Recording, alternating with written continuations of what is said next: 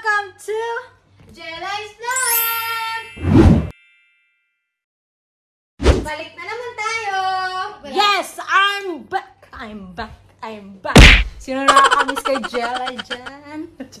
Ang dami na nagtatanong bakit hindi na daw ako nagbablog. So, yun nga, busy ako guys. Ang iba-vlog po namin ngayon ni Kim is how to process papers. So, Arraigo Social. Here in Spain! Sa mga disclaimer po, ang isi-share ko lang, tsaka ni Kim, is yung experience namin.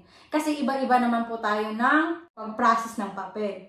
So, para po makapag-apply po ng Arraigo Social, first step, dapat nag 3 years ka muna sa Spain. May nagtatanong, TNT ba tayo ng 4 3 years? Hindi daw kami dito TNT. May term doon na irregular, yung sabi nila, irregular. Second step is yung maano mo yung mga requirements. So, ano-ano po ba yung mga requirements? Padron history po, yung kung saan ka nakastay. So, pag pumunta ka po dito sa Spain, kailangan mo po mag-impadron.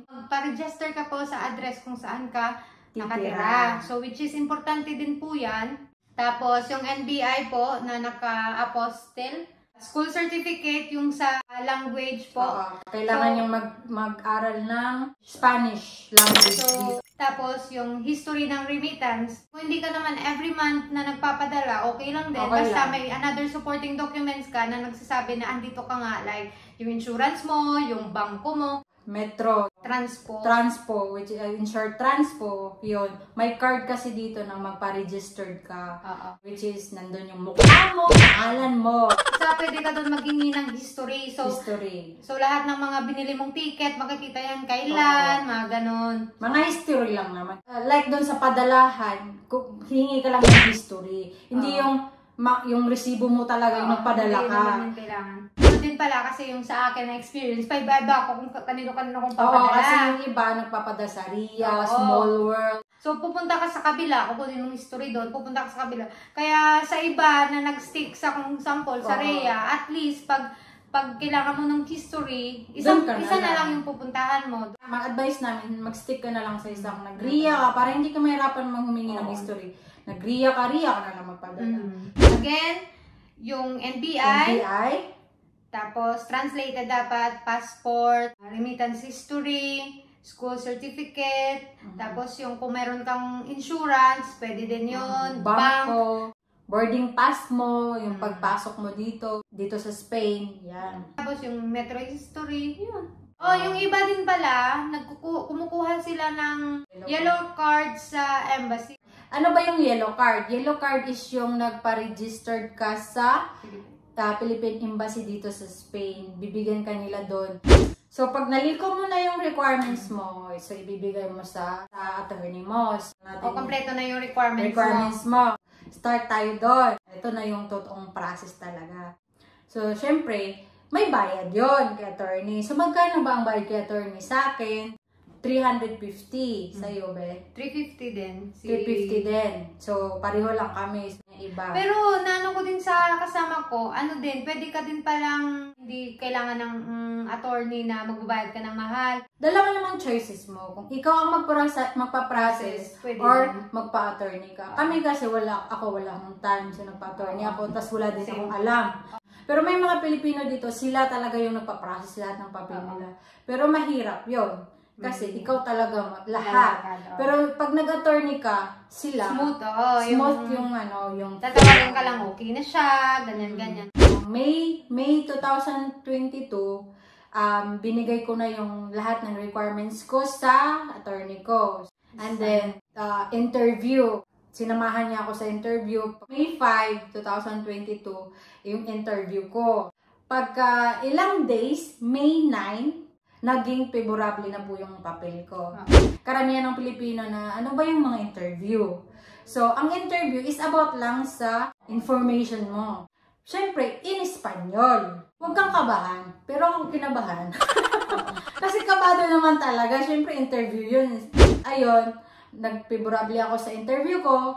Then, pagka May 16, sinend na ng attorney ko yung mga papeles ko sa delegasyon. Yan yung matagal na medyo mag-antay, takes a month na. Pagkatapos niyan, mag-antay ka para magka-NIA number ka. Ano ba yung NIA? NIE? Yan yung personal number mo dito sa Spain. So, yan na yung number mo talaga dito sa Spain. Yung iba, DNI. Yan naman yung nasyonalidad dito. Nagka-NIA ako September 15. O, diba? So, May, June, July, August, September. 4 months po ako nag-antay para magka-NIE number ako. Pagka next day, September 16, nag-signed na ako ng signature dun sa mga requirements. September 17, pagka next day again, sinend ng attorney ko sa delegasyon yung sinign ko. December 4, favorably na yung papers ko, yung sinign ko. Once kasi napapabrable ka na, ibig sabihin yung pasok na talaga yung papel mo na magkakapapel ka na. Kasi hindi lahat ng nagkakani minsan na-approve agad. Kasi di ba yung employer nila may problema pala sa tax, mga ganon. Ito yung next. Yung employer ko, in-apply ako ng Social Seguridad. Yun yung tinatawag namin dito na SS. Dapat talaga, may employer talaga na pipirma sa papel mo. Hindi ka pwedeng mag-process ng papel na wala kang amo. Pagkatapos in-apply ako ng amo ko ng SS, so inaltahan niya ako. Tapos sinend niya sa delegasyon for justification. May bayad din yun. Ano ba yung alta? Na-restro ka sa tax dito sa Spain. So, yun. Di ba alam niya? Hindi ko alam. Nakalimutan ko. December 12, nag-pay ako ulit ng tasa para sa napupunta daw yan sa police. Nagbayad ako through ATM ng 16 euro. After nagbayad ka na ng tax mo, settle mo na lahat, go ka na sa sita ka na para sa Weyas. Yun yung fingerprint. Yung biometric in English. Ng biometric mo, may bibigay sa'yo ng papel, meron dun number, yun yung tawag na lote number.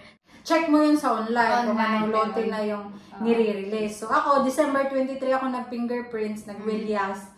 So, February 3, I got my ID card. Ako naman yan, nakuha ko siya after a month lang din. Tapos yung card mo, expiration niya, kung saan ka talaga na-approve.